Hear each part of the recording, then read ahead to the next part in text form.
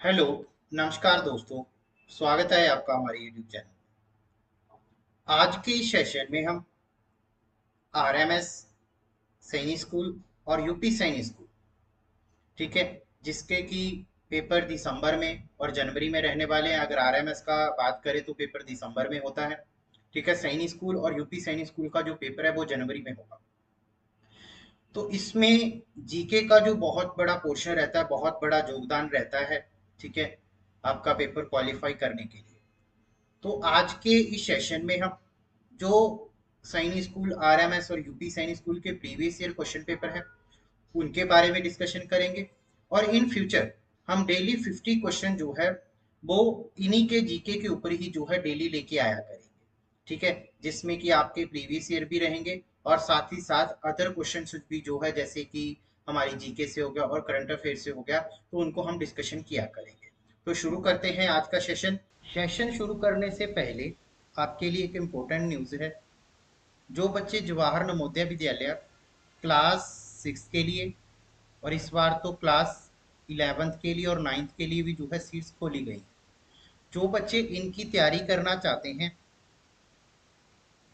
तो 1 अक्टूबर से हमारा बैच जो है शुरू हो रहा है, जिसमें कि आपको डेली 3 घंटे की क्लास मिलेगी, सारा स्टडी मटेरियल मिलेगा, लाइव और रिकॉर्डेड सेशन रहेंगे, और साथ ही साथ आप ऑनलाइन और ऑफलाइन दोनों ही मोड से जो है क्लास ले सकते हो। जिसकी इन सभी फैसिलिटीज़ की जो फीस है वो मात्र 999 दे के, यानी कि 999 रुपये दे के आप इस कोर्स को अवेल कर सकते हो, ठीक है। ऑफलाइन कोचिंग के लिए आप हमारे ऑफिस में विजिट कर सकते हो, ठीक है। अगर कोई ऑनलाइन लेना चाहता है तो हमारे इन नंबरों पर जो है संपर्क कर सकता है, तो आपको हम सारी जानकारी जो है कैसे आप इस कोर्स को ले सकते हो, तो वो सारी जानकारी आपको जो है हम प्रोवाइड करवा देंगे।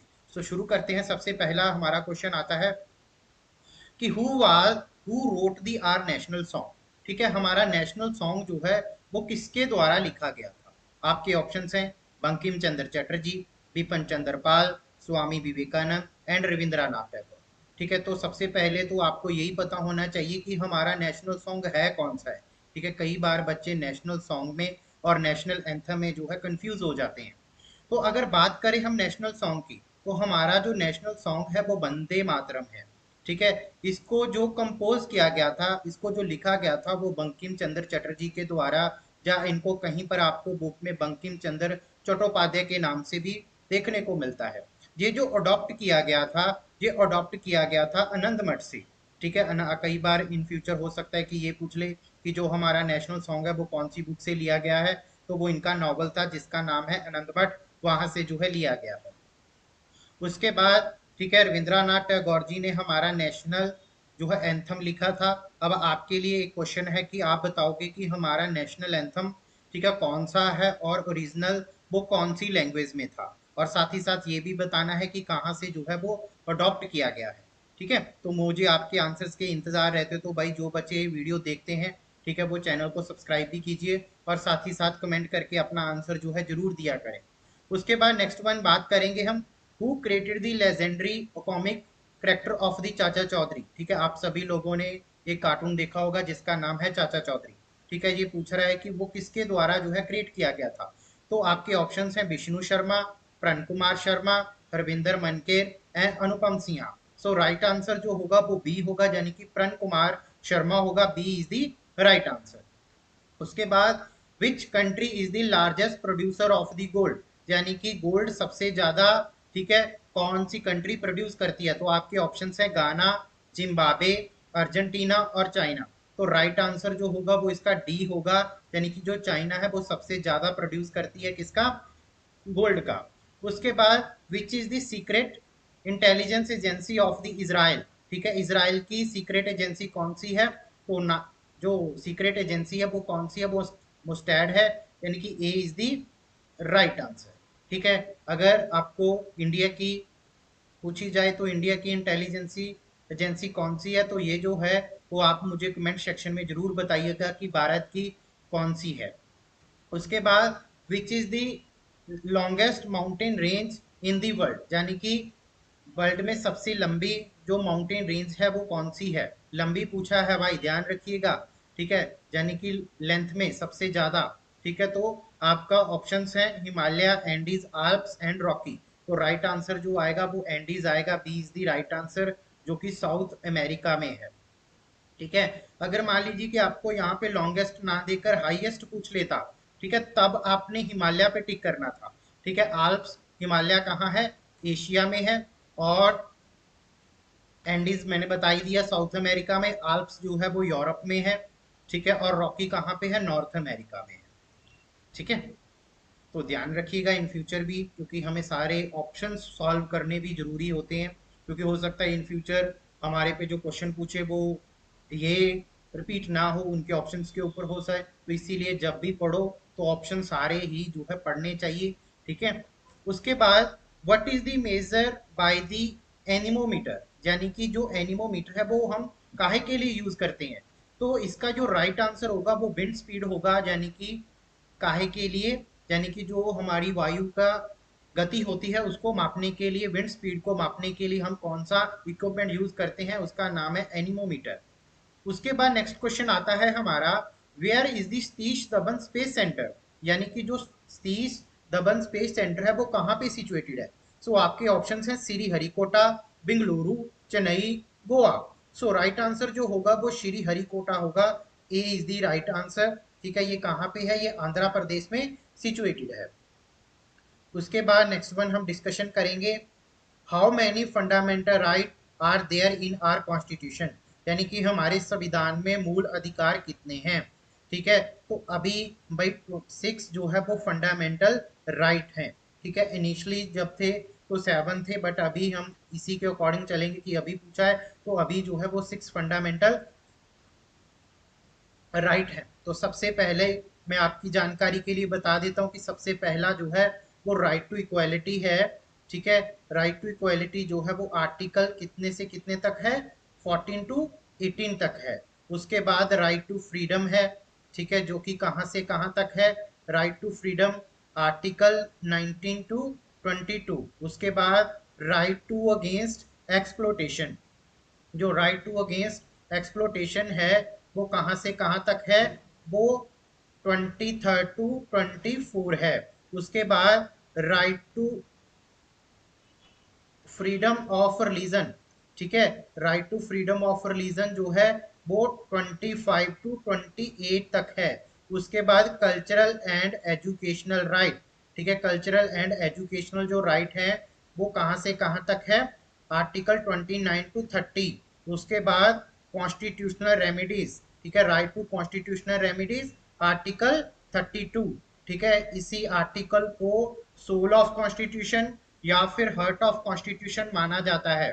ठीक है, by the doctor Bhimrao Ambedkar ji के द्वारा ये बात बोली गई थी। ठीक है, तो आप बोलोगे कि सर आपने आर्टिकल तो जो 31 है उसको मिस कर दिया है। ठीक है, तो भाई आर्टिकल 31 जो था वो था राइट टू प्रॉपर्टी। ठीक है, यानी कि पहले हमारे पास 7 फंडामेंटल राइट होते थे, राइट टू प्रॉपर्टी जो था वो रिमूव कर दिया गया था बाय दी 44th अमेंडमेंट, कहाँ कितने में, 1978 में, और इसको ऐड कर दिया गया था, add in the article 300A। अगर आपको पूछ लिया जाए कि राइट टू प्रॉपर्टी अभी फिलहाल क्या है, तो राइट टू जो प्रॉपर्टी है वो at present time as a legal right है। ठीक है, तो फिलहाल हमारे 6 फंडामेंटल राइट है, इसीलिए इसका जो राइट आंसर आएगा वो बी आएगा। उसके बाद अब मुझे आपने कमेंट करके बताइएगा कि फंडामेंटल राइट्स के लिए पार्ट कौन सा है हमारे कॉन्स्टिट्यूशन में। ठीक है, which is the part for the fundamental right. ठीक है, उसके बाद नेक्स्ट वन हम डिस्कशन करते हैं, what is the parliament name of the Japan, यानी कि जो जापान है उसकी पार्लियामेंट का नाम क्या है। तो आपके ऑप्शंस हैं बुस्टैग, ड्यूमा, कांग्रेस एंड डाइट। तो आपका इसमें सो राइट आंसर जो है वो डाइट है। कांग्रेस जो है वो अमेरिका की है, यूएसए की है, ड्यूमा जो है वो रशिया की है, बुश टैंक जो है वो जर्मनी की है। ठीक है, तो आपके लिए क्वेश्चन और आ रहा है कि भारत की what is the name of the Indian parliament. ठीक है, यानी कि इंडियन पार्लियामेंट का नेम क्या है। ठीक है, तो ये भी आप मुझे कमेंट सेक्शन में बताइएगा। उसके बाद how many member are there in the Rajya Sabha, यानी कि राज्यसभा में टोटल कितने मेंबर हैं।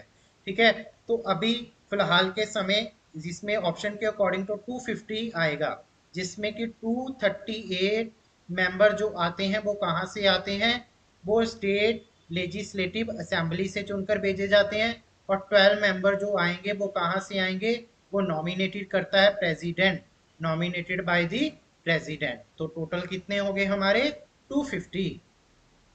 नेक्स्ट वन डिस्कशन करेंगे हम, व्हाट मेक्स आर मसल्स, यानी कि हमारे मसल्स कौन बनाता है। तो इसका जो राइट आंसर होगा वो होगा प्रोटीन, यानी कि D is the right answer. Where is the national stock exchange India situated, यानी कि इंडिया का जो नेशनल स्टॉक एक्सचेंज है वो कहाँ पे है, न्यू दिल्ली, मुंबई, बंगलौर और अहमदाबाद। सो राइट आंसर जो होगा वो बी होगा, यानी कि मुंबई में है। उसके बाद in which state the ancient city of Lothal situated, यानी कि लोथल कहाँ पे है, तो लोथल भाई गुजरात में है, A is the right answer. Lothal जो है एक नेचुरल डॉकयार्ड भी था, एक नेचुरल जो है पोर्ट था, जो कि इंडस वैली सिविलाइजेशन के लोग ट्रेड करने के लिए यूज किया करते थे। ठीक है, पंजाब में एक ही साइट है जिसका नाम है रूपनगर या फिर रोपड़, हरियाणा में दो मिली हैं, एक है बनावाली और दूसरी है राखीगढ़ी। ठीक है, बट यहाँ पे हमें लोथल पूछा है, सो इसीलिए जो है गुजरात हमारा ऑप्शन रहेगा, A is the right answer. उसके बाद to which religion is the word Tirthankara associated. ठीक है, तीर्थंकरा का मीनिंग क्या होता है, तीर्थंकर का मीनिंग जो होता है वो होता है सुप्रीम टीचर, ठीक है, या फिर गुरु। ठीक है, तो तीर्थंकरा जो थे वो जैनिज्म से रिलेटेड है, क्योंकि जैनिज्म में टोटल कितने तीर्थंकराज हुए हैं, 24 तीर्थंकराज हुए हैं। सबसे पहले जो थे वो ऋषभ देवा थे, ठीक है, और 23rd जो थे वो पार्श्वनाथ थे, और 24th जो थे वो कौन थे, वो महावीर जैन थे। ठीक है, तो इसीलिए हमारा जो तीर्थंकरा वर्ड था वो जैनिज्म से रिलेटेड है। उसके बाद बजरंग पूनिया, ठीक है, बजरंग पूनिया जो है वो किससे रिलेटेड है, तो बजरंग पूनिया जो है वो रेसलिंग से रिलेटेड है, और वो जो बजरंग पूनिया है वो बिलोंग करते हैं हरियाणा से। ठीक है, कति लठ गाड़ दिया छोरे ने, ठीक है इसने, ठीक है, ये कुश्ती लड़ता है। उसके बाद how many state and union territory are there in the India after the article 370। ठीक है, आर्टिकल 370 अबॉलिश करने के बाद भारत में टोटल कितनी यूटीज हैं और कितनी स्टेट हैं। ठीक है, सबसे पहले तो आर्टिकल 370 में आपके लिए एक्सप्लेन कर देता हूँ। ठीक है जी, जम्मू एंड कश्मीर के लिए स्पेशल स्टेटस दिया गया था, जिसको कि गवर्नमेंट ऑफ इंडिया ने 2019 में अबॉलिश कर दिया था। ठीक है, और जम्मू एंड कश्मीर को 2 यूनियन टेरिटरीज में बांट दिया था, एक जम्मू एंड कश्मीर और दूसरी जो है क्या बना दिया गया था, लद्दाख बना दिया गया था। सो उसके बाद भारत में जो है 28 स्टेट और 8 यूनियन टेरिटरीज हो गई थी, तो इसीलिए हमारा राइट आंसर जो होगा वो सी होगा। उसके बाद नेक्स्ट वन डिस्कशन करेंगे, the name of the application recently launch by the ministry of earth और science to help the farms, यानी कि फार्म्स की हेल्प के लिए कौन सी जो है एप्लीकेशन बनाई गई थी, वो आपका ऑप्शन जो है वो मेघदूत है। ठीक है, मेघदूत जो हेल्प करेगी वो किसानों को, यानी कि वेदर के बारे में भी बताएगी, मौसम संबंधी जानकारी देगी कि कब बारिश आने वाली है, कौन सा आगे सीजन आने वाला है। ठीक है, और कैसे जो है आप अपने फसलों को पानी वगैरह दे सकते हो, और साथ ही साथ ठीक है कौन सी मंडी में कितना भाव है और कहाँ पर ले जाकर आप अपनी फसल बेच सकते हो। तो ये सारा काम जो है वो मेघदूत करके देगा। ठीक है, अलग अलग जो है रीजनल लैंग्वेज में, ठीक है, इसको लॉन्च किया गया है। ठीक है, यानी कि जो जैसे रीजन में जो किसान है वो उसके अकॉर्डिंग उस लैंग्वेज में इसको चला सकता है।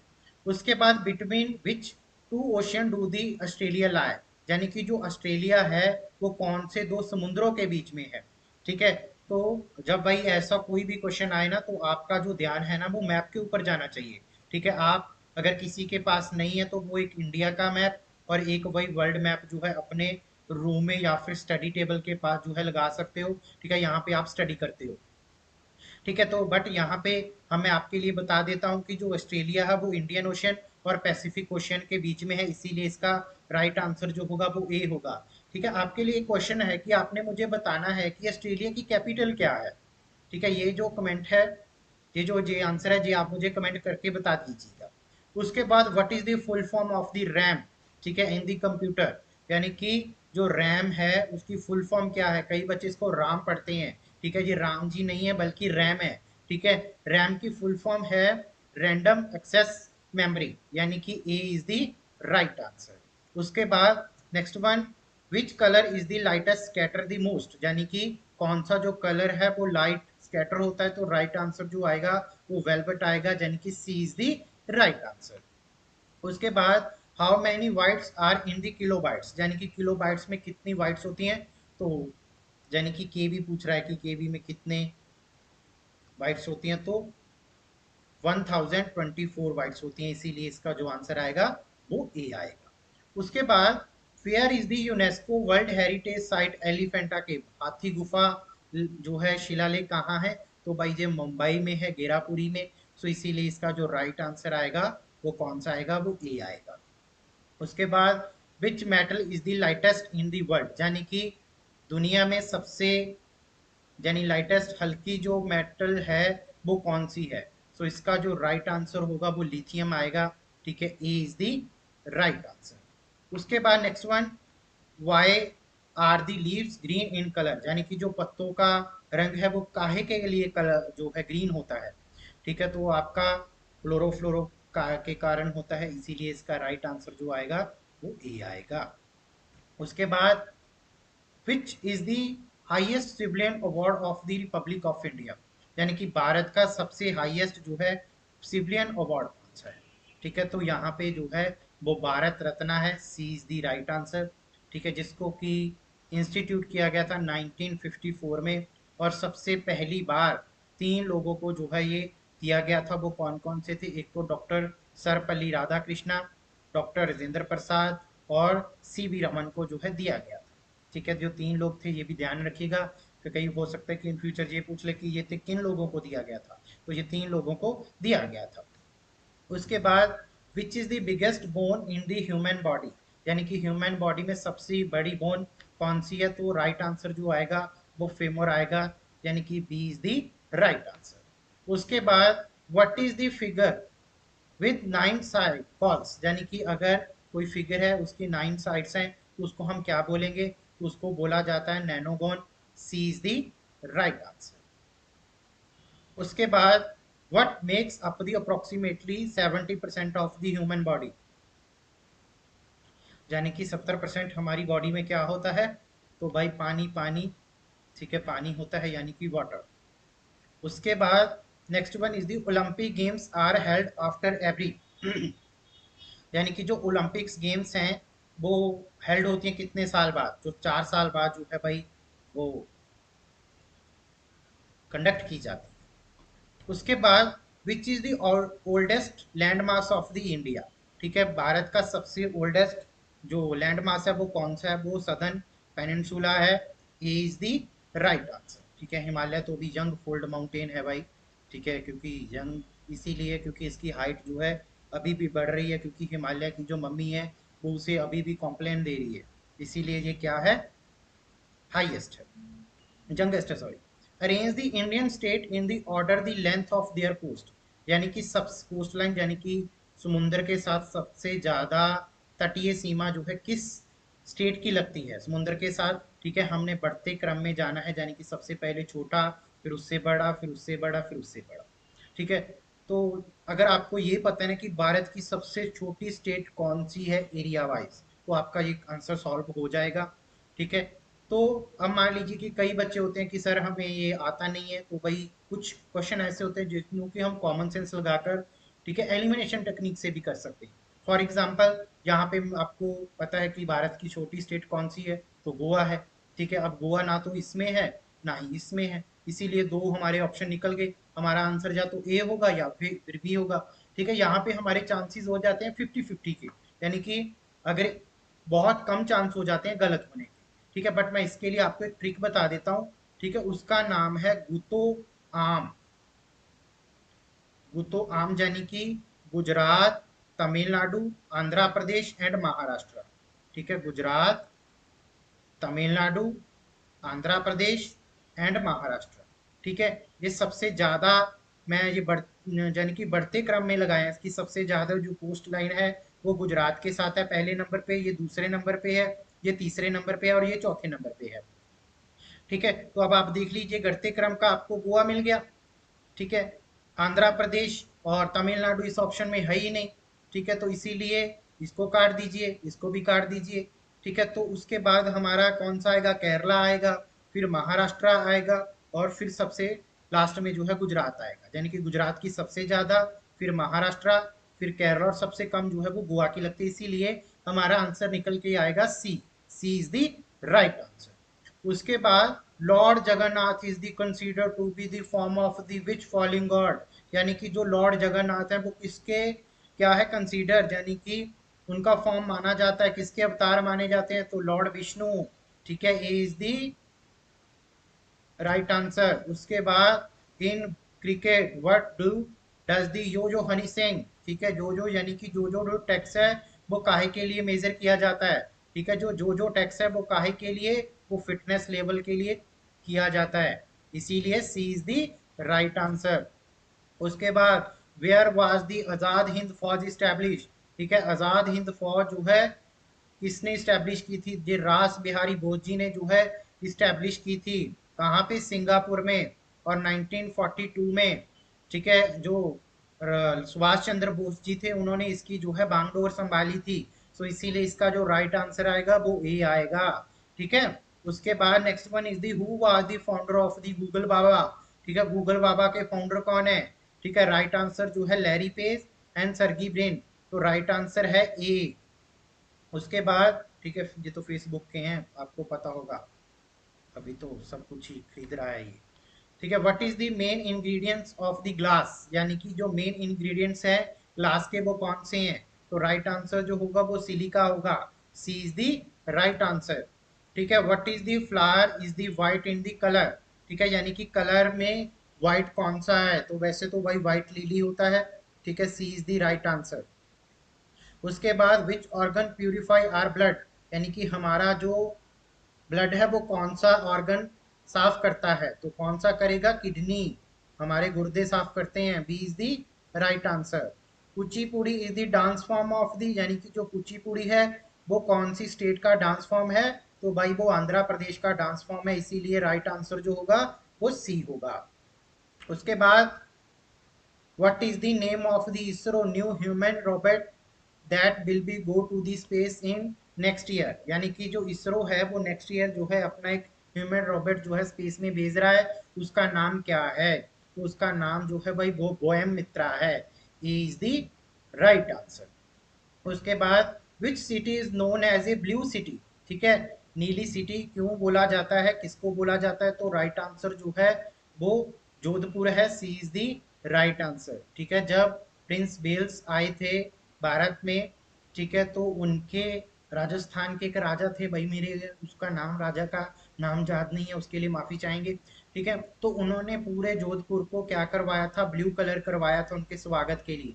सो इसीलिए जोधपुर को जो है क्या बोला जाता है, ब्लू सिटी बोला जाता है। ठीक है, चलो आज तो जो मेन सिटीज हैं या मार्केट है उन पे नीला ही कलर है, तो बाकी तो आजकल फिर फैशन का दौर है, तो कलर जो है धीरे धीरे वो चेंज हो ही जाते हैं। सो इसीलिए राइट आंसर जो है वो सी आएगा। उसके बाद which country share the shortest border with India, ठीक है, यानी कि इंडिया का सबसे छोटा बॉर्डर जो है वो किसके साथ शेयर होता है। ठीक है, तो अफगानिस्तान, बांग्लादेश, तिब्बत और नेपाल। इसके लिए मैं आपको एक ट्रिक बता देता हूँ, वैसे ये मैंने क्लास में भी डिस्कशन की हुई है। ठीक है, तो इसका नाम है BACHPAN, बचपन। ठीक है, ये गाना नहीं है कि जाने मेरी जाने मन, बचपन का प्यार नहीं भूल जाने का। ठीक है, तो ये है बचपन में MBA किया। B for BA for Bangladesh, CH for China, PA for Pakistan, N for Nepal, M for Myanmar, B for Bhutan, A for Afghanistan. ठीक है, तो ये सारा का सीक्वेंस है, यानी कि हमने यहाँ पे छोटा चुनना है, तो कौन सा है, अफगानिस्तान आएगा, तो ए इज द राइट आंसर। अगर हमें बड़ी पूछ लेता तो बांग्लादेश आता, सेकेंड नंबर पे पूछ लेता तो चाइना आता। ठीक है, तो ये सारी ट्रिक मैंने आपको यहाँ पे मेंशन कर दिया। इन फ्यूचर अगर मान लीजिए कि आपको सीक्वेंस भी पूछ ले कि पांचवें नंबर पे कौन सी करते हो, तो कुछ करने की जरूरत नहीं, ये ट्रिक याद रख लेना और इसको तोड़ मरोड़ के कर लेना है, और ये हमारा आंसर आ जाएगा। उसके बाद which award ceremony was hosted live recently, तो ये बेटा करंट अफेयर का जो है क्वेश्चन है, तो वैसे इसका जो आंसर आएगा वो एमी अवार्ड आएगा। C is the right answer. उसके बाद who has been the named in the UN 2020 list in the young leader, यानी कि जो यंग लीडर कौन है, वो उदित सिंगल सिंगल है, तो इसीलिए इसका जो राइट आंसर होगा वो कौन सा होगा, वो सी होगा। उसके बाद which country is the largest producer of the cocoa use the chocolate, ठीक है। तो एवरी कोस्ट है भाई जो कि चॉकलेट बनाने के लिए इसका यूज करती है। उसके बाद who won the USA open men's tennis tournament 2020, ठीक है। इस क्वेश्चन को मैं छोड़ रहा हूँ क्योंकि ये 2020 करंट अफेयर का है, ठीक है। इस बार ये हमारे करंट पेपर में नहीं आने वाला, इसीलिए इसको छोड़ दीजिएगा, ठीक है। अगर आप देखना चाहते हो तो गूगल बाबा से सर्च करके इसका आंसर मुझे भी बता दीजिए। उसके बाद which of the स्मॉलिंग falling is the smallest continent, सबसे छोटा महाद्वीप कौन सा है, ठीक है। ऑस्ट्रेलिया, एशिया, साउथ अफ्रीका और अफ्रीका। तो सबसे जो छोटा कौन सा है भाई, वो ऑस्ट्रेलिया है। A is the right answer. उसके बाद Samba dance is the popular in which of the following country, यानी कि जो सांबा डांस है वो कौन सी कंट्री का है, तो वो ब्राजील का है। E is the right answer. उसके बाद clove is the obtain from the which part of the plants, यानी कि जो लौंग है, ठीक है, तो वो कौन सा आएगा, वो फ्लावर बड आएगा, यानी कि D is the right answer. Professor Amartya Sen receive the Nobel prize in which of the following field, यानी कि जो अमर्त्य सेन थे उनको कौन सी फील्ड में नोबेल प्राइज दिया गया था। सो राइट आंसर जो आएगा वो इकोनॉमिक्स आएगा। 1930 में दिया गया था। सबसे पहले जो फर्स्ट एशियन थे वो रविंद्रनाथ टैगोर थे, जिनको कि 1913 में लिटरेचर में दिया गया था उनकी बुक गीतांजलि के लिए, ठीक है। तो यहाँ तक हमारे 50 क्वेश्चन जो है कंप्लीट हो गए हैं। तो मुझे उम्मीद है जो मैंने आपको आंसर दिए हैं होमवर्क के लिए वो आप कमेंट सेक्शन में उसका कमेंट जरूर कीजिएगा, ठीक है। तो क्लास एंड करने से पहले एक न्यूज़ है आप बच्चों के लिए, ठीक है। अगर कोई भी बच्चा आरएमएस सैनिक स्कूल, आरएमसी, यूपी सैनिक स्कूल के लिए तैयारी करना चाहता है तो हमारा बैच जो है वो 1 अक्टूबर से शुरू हो रहा है, ठीक है। ये क्रैश कोर्स है जिसमें कि आपको डेली 3 घंटे की क्लास मिलेगी, सारा स्टडी मटेरियल मिलेगा, वीकली मॉक टेस्ट रहेंगे, लाइव और रिकॉर्डेड क्लासेस रहेंगी, स्पेशल आपके डाउट सेशन रहेंगे, ठीक है। बैच 1 अक्टूबर से शुरू हो रहा है। इसमें आप ऑनलाइन ऑफलाइन दोनों ही मोड से जो है क्लास ले सकते हो। अगर ऑनलाइन लेना चाहते हो तो फ़ोन उठाओ, इन नंबरों पर कॉल घुमाओ, ठीक है। अगर कोई ऑफलाइन लेना चाहता है तो जल्दी से जल्दी हमारे ऑफिस आओ और इस कोर्स का फ़ायदा उठाओ, ठीक है। सो आज के सेशन में हम यहीं पर रुकेंगे, बाकी की बातें फिर नेक्स्ट सेशन में। Thank you very much for listen patiently. Have a nice day. Bye bye. Thank you very much.